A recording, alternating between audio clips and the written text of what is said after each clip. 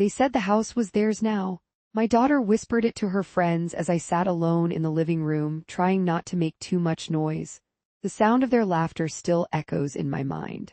The years went by and I slowly realized that I was no longer a part of this family's life. They would gather around the dinner table without me, laughing and sharing stories like I was an invisible ghost. I'd sit alone in the kitchen, eating my own meals, trying not to intrude on their private moments. The house we once shared became a constant reminder of what I had lost.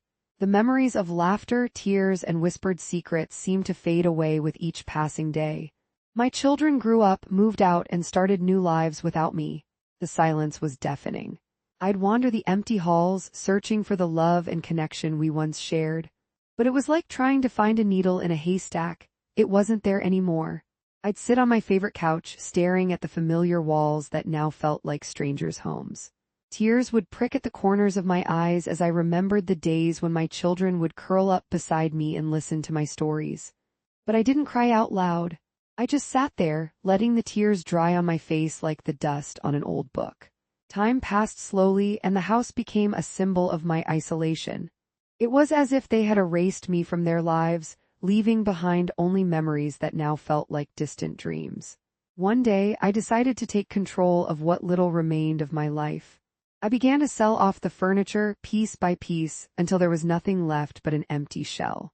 The house we once shared became just a memory, a reminder of the love and laughter we had forgotten. I wrote a letter to myself explaining that this chapter of my life was over.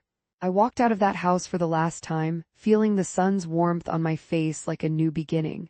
As I left behind everything that once meant so much to me, I realized that I had been waiting for permission to start anew. And I finally gave myself that permission. They haven't called since, but they say my name when they pray.